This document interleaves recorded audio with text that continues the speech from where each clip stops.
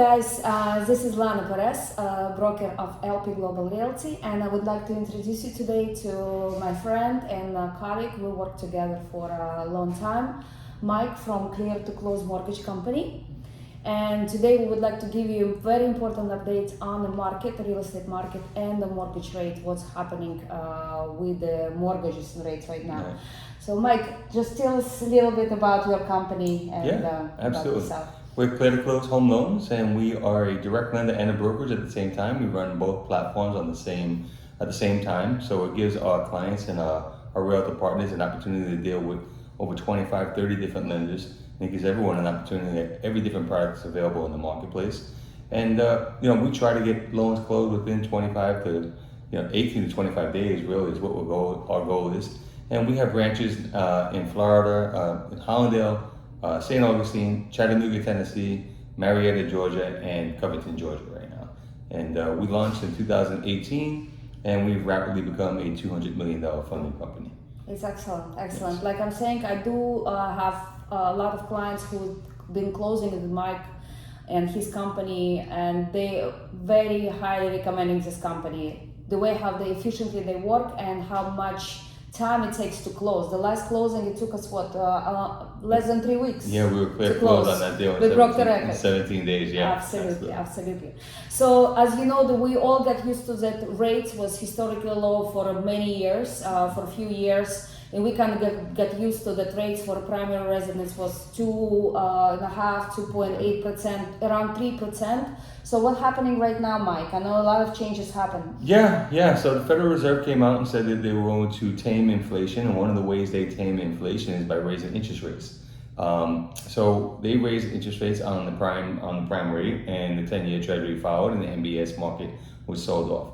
That caused interest rates to rise the fastest it's risen in the last 15 years.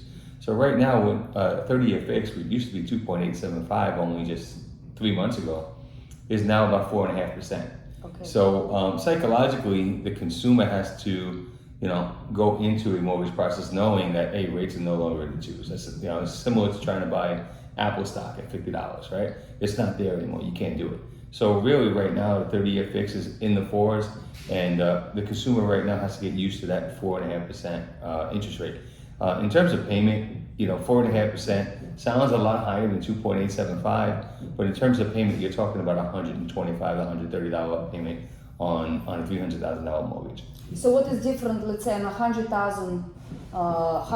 $100,000 different than 1.5%? It all depends. It all depends on where the rates are. So, and we use a rule of thumb where if we take a look at a $300,000 loan, and if we take a look compared to 2.875 with 3%, and typically that lands around $130 to $150 difference. Okay. And it's not that much. It looks, 2.875 looks sexier than a 4.5, but really when it comes to the mortgage payment, it's $150, $160 maybe. So let me ask you a question. I know there are different programs. We have a client who is buying as a primary residence homes, which is rate significantly lower. Right. And we also have a large amount of investors who would like to not to tie up their own cash and get financing on some property.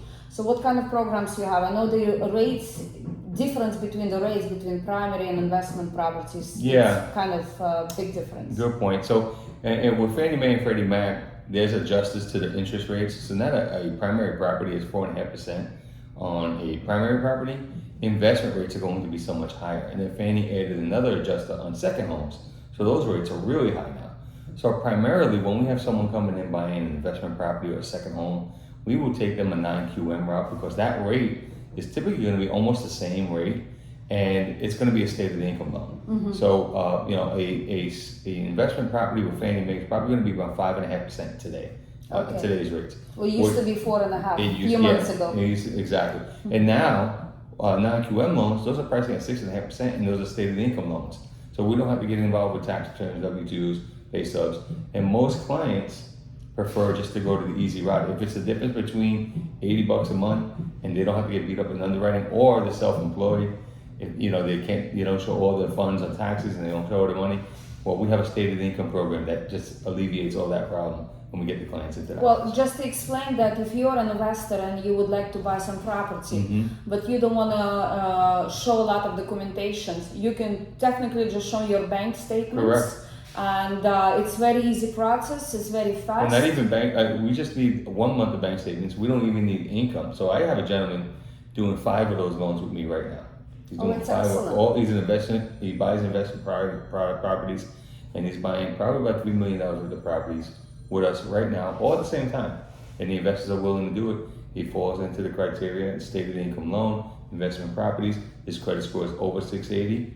And he's putting down 20% on all of them. So as long as you have 20% to put down and credit score over 680, It's you can do excellent. So it means that just with 20% down payment, it's showing bank statement for 1 month, your interest rate, of course, will be higher, about 6.5%. Yeah, you probably don't want 6.5%. But you can get a great deal, and up to $3 million.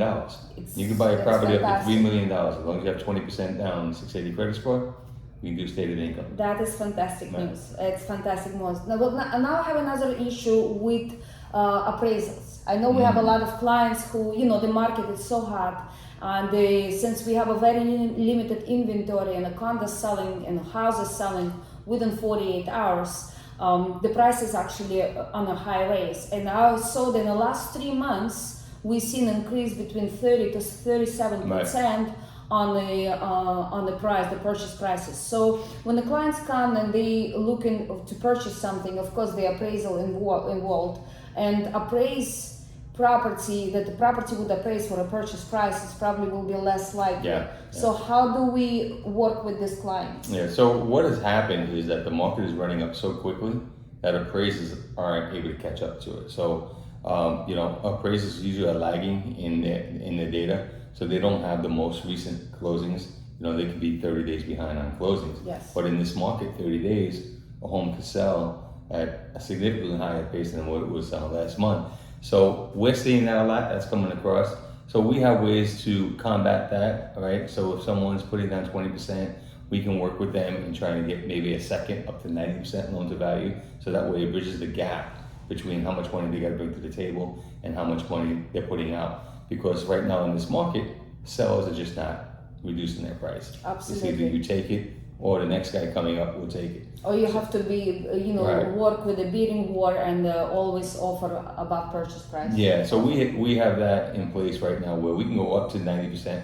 We're talking to another secondary investor that will do 95% CLTV, meaning, if the appraisal comes in short, if you have an $800,000 purchase price and it comes in lower because the comps aren't in yet, well, we can do 75% one, do 14.99 on the second, but if the second investor opens up to 95%, then we do up to 95%, and that additional gap that you have to bring in for the shortage of the appraisal will be covered by, you just have By to the take a different loan. loan, by the different loan. Yeah. So as you see, we have the different options that if you think that the property will not appraise, Yeah. you can get another loan for that. And I want to point out, the property's not appraising does not mean the property's not worth that. What that means is the values just aren't in yet. And it takes at least 30 days for the appraisers to get all that information. And I have seen in this market, I'm sure you have, Absolutely. that appraiser comes in short, and sure enough, 2 weeks later, another property sells at a greater price. So it's happening, and when that occurs, it's just because the appraiser values, that information hasn't fed into the system yet, and appraisers are late getting that information. That's why sometimes they can't get that value. Well, that is excellent information. And of course, Michael himself, and he has a lot of agents here. His phone number and the website will be just on the bottom of the screen. So if you're actually looking to purchase primary residence or investment property, or you're looking at the property and you're not sure if you would like to use all your cash, Michael and his team definitely can help you out. And like I'm saying, we just broke the record, 17 days from the time application was done to the time to close. And the property did not even appraise it. So you guys did the magic. They did. We did it, and that's another one that happened. We did it in 17 days. The property didn't hit appraisal value, which is common, just so everyone knows. That's pretty commonplace right now.